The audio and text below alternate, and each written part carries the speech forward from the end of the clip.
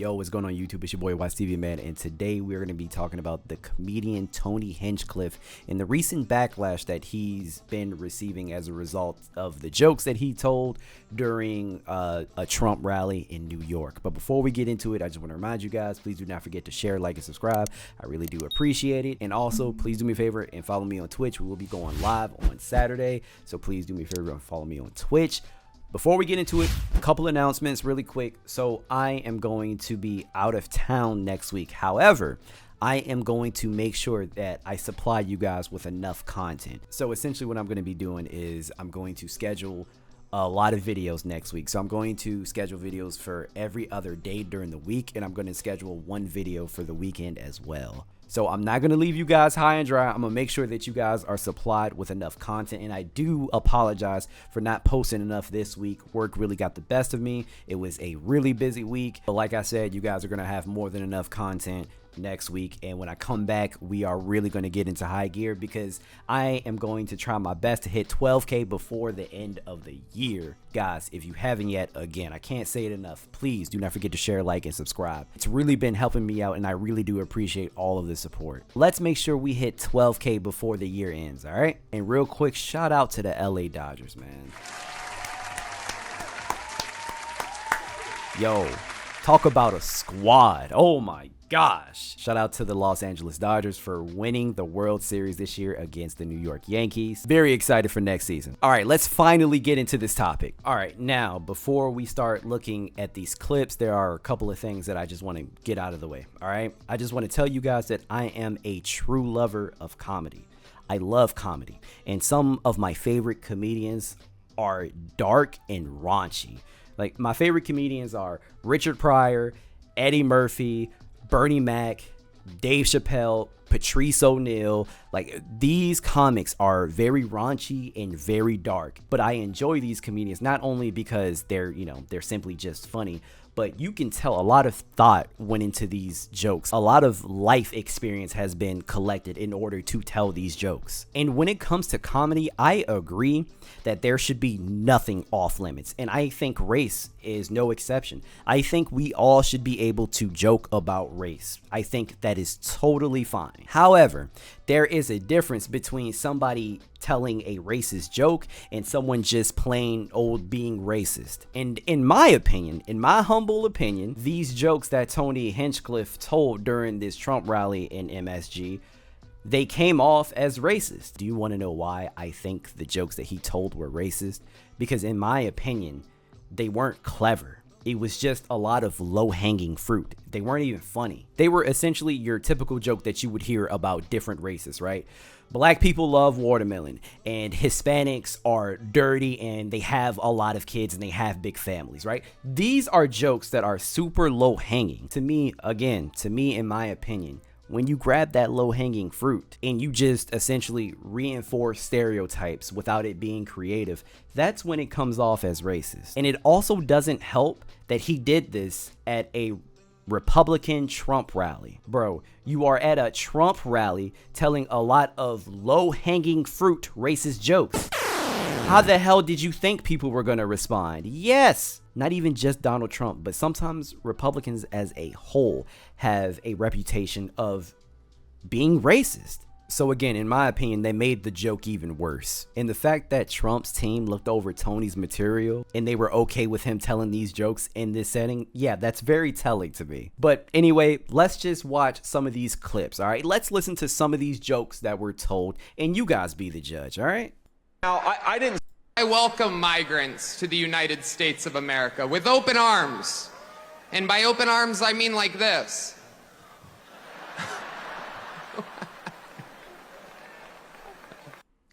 You know, also with a joke like that, like, it's just not funny. Like, I didn't even chuckle, and I laugh at some of the darkest shit. I didn't even chuckle. It's wild. And these Latinos, they love making babies too. Just know that. They do. They do. There's no pulling out. They don't do that. They come inside, just like they did to our country. You see what I mean? That part about Latinos, like there wasn't even like a good transition there. I know you were already talking about immigrants, but not all Latinos are immigrants. Like it just comes off as racist. And you know them goddamn Latinos, they like to have a bunch of kids, don't they, boy? Like it just comes off as racist. It is absolutely wild times. It really, really is. And, you know, there's a lot going on. Like, I don't know if you guys know this, but there's literally a floating island of garbage in the middle of the ocean right now. Yeah. I think it's called Puerto Rico. Okay. All right. Okay. We're getting there. Again, I don't know how Trump's team saw that and was like, oh, everybody should love this joke. You probably lost a good amount of Puerto Rican voters. Matter of fact, maybe not even Puerto Ricans, maybe Hispanics in general. I can't believe they thought that would be okay for him to say. Trump has already gotten a lot of negative backlash for calling different countries whole countries. And this joke is just pouring gasoline on the fire, essentially. And again, it wasn't even funny. But again, it just comes off as racist. Right? Heck yeah. It's a cool black guy with a thing on his head. What the hell is that? A lampshade? Look at this guy. Oh my goodness. Wow. I'm just kidding. That's one of my buddies. He had a Halloween party last night. We had fun. We carved watermelons together. It was awesome. You guys see? You know them goddamn darkish. They love that goddamn watermelon, boy. Like that's what it comes off as. Again, it's not funny. It is low-hanging fruit. I don't know how many more times I'm going to say that within this video. Matter of fact, let me show you guys a good race joke. It is horrible when you see some real racism go down. I was on the bus last week. Black guy's trying to get on the bus. The driver's like, yeah, we're full. He's like, what? I'm just trying to get on the bus. He goes, we're full, buddy. And he goes, you treat me like this because I'm black. You treat me differently because I'm black. And I'm like, man, that is messed up that someone treats someone differently because they're black. Then I realized, wait a minute. We all do that. All right, black guy says the N-word, no big deal. White lady, you say the N-word, I get an erection. But sometimes you should treat groups differently, you know? If my white friend's getting wild, I'm like, dude, you're crazy, you're an animal. If my black friend's getting wild, I'm like, dude, you're crazy. Yeah, I'm way nicer to black people than I am to white people. Yeah, I was at the gym one time, white guy was playing his music really loud. We're all like, dude, what are you doing? It's a public space. It's rude. Get the hell out of here. He leaves. 20 minutes later, black guy comes in, he starts playing his music really loud, and we're all like, good tunes, brother. And then I had a guy recently go, oh, you do that because you're scared of black people. I'm like, whoa, I'm not scared of black people. I'm scared of black people's cell phone cameras. That is terrifying, you know? I'm at a restaurant, a black guy's like, I got you. You're like, whoa, I said vinegar, what the hell? Salt and vinegar. And that, ladies and gentlemen, is how you properly tell a race joke. It didn't come off as racist while it still had a few racist tropes in there, i.e. black people being obnoxious and playing loud music. Like, it was done in a way where it was harmless, but it was still funny. And again, it was creative. He wasn't grabbing the low-hanging fruit. So, of course, Tony Hinchcliffe recognized that he was getting a lot of backlash for this joke, and he has a response. Let's see what he said. He says, these people have no sense of humor. First of all, starting this off with these people, yeah, that's not helping you, dude. These people have no sense of humor. Wild that a vice presidential candidate would take time out of his busy schedule to analyze a joke taken out of context to make it seem racist. I love Puerto Rico and vacation there. I made fun of everyone. Watch the whole set. I'm a comedian, Tim. Might be time to change your tampon. First off, I watched the whole set. It really wasn't taken out of context. People love saying that. You took it out of context. It's just a clip. It's just a clip. Bro, there was no context. I watched the whole set, all right? The whole set was pretty racist. It was racist. The jokes weren't funny. They weren't clever. They were just racist. It wasn't even taken out of context. And before he even told that joke, he made a joke about how Hispanics have a bunch of kids, and there wasn't even a decent transition. You guys saw it. He was essentially just saying a bunch of racist crap about a lot of different races and ethnicities. That's all. And guys, keep in mind, I'm not even saying that Tony himself is racist. I don't know him personally, so I can't make that judgment. But what I am saying is that the jokes that he told were indeed racist. They came off as bigoted. Also, let's go back to that, because this line here, I love Puerto Rico and vacation there. That low-key sounds like the equivalent of my best friend is black. I went to school with nothing but black people. My best friend from the 5th grade was a black kid. I feel like that is low-key the equivalent here. Just something funny to point out. Also, apparently JD Vance had a lot to say about this as well. Now, I've heard about the joke. I haven't actually seen the joke that you mentioned, but I think it should stop right there. I heard about the joke. I haven't actually seen the clip that you mentioned.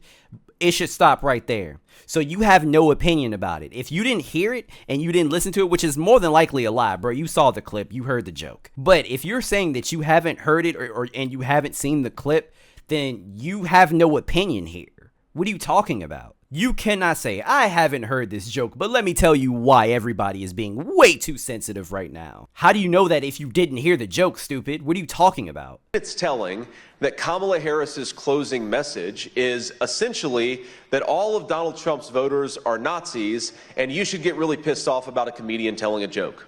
That is not the message of a winning campaign. And most importantly, first off, I would never say that all Trump supporters are Nazis. I would say that all Trump supporters on Twitter are Nazis. That's what I would say. It's not the message of a person who's fit to be the president of the United States of America.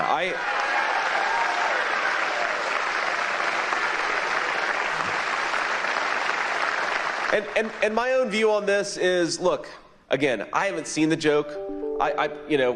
Maybe again, the conversation should end there. It's a stupid racist joke, as you said. Maybe it's not. I haven't seen it. I'm not going to comment on the specifics of the joke. I'm not going to comment on the specifics of the joke, but here I am commenting on the specifics of the joke that I didn't hear.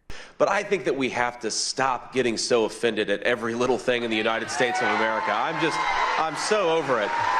You know, usually I would agree with that sentiment. And I do think in a lot of cases that people need to stop being so sensitive. However, when something is just blatantly racist, it's kind of hard not to take it offensively when it's just blatantly racist. And also, that's very easy for you to say when you are never the butt of any joke at all. Now, I bet you if a bunch of people were saying white men who wear mascara are gay, if everybody was saying that at once, you would probably have a problem with it now, wouldn't you? So guys, that's my 2 cents on this situation. Again, I think nothing should be off limits when it comes to jokes, when it comes to comedy. However, I don't think those jokes should be low-hanging stereotypical fruit. I really don't think so. When you go that route, it's no longer a joke. It just comes off as racist. And that's why some people are upset, and I understand. And guys, he made a joke about black people saying that we all like watermelon. Like, I'm not even mad. Like, I don't care. It's just I've heard that so many times. I've heard it. That's not creative. I want you to say something else that's creative. Make fun of me in a more creative way. Black people love fried chicken and watermelon. Woo. Like, I get it. It didn't make me angry. It's just like, damn, we heard that before. Like, and at this point, you're just being racist. But guys, let me know what you think in the comments down below. I know I'm about to have a bunch of conversations in the comments. Let me know what you think in the comments down below. Do you agree with anything that I said? Do you disagree? Please do me a favor and let me know and leave a comment down below. Do not forget to share, like, and subscribe. I really do appreciate you guys. And follow me on Twitch. Join the Discord. And I will see you guys in the next video. Peace.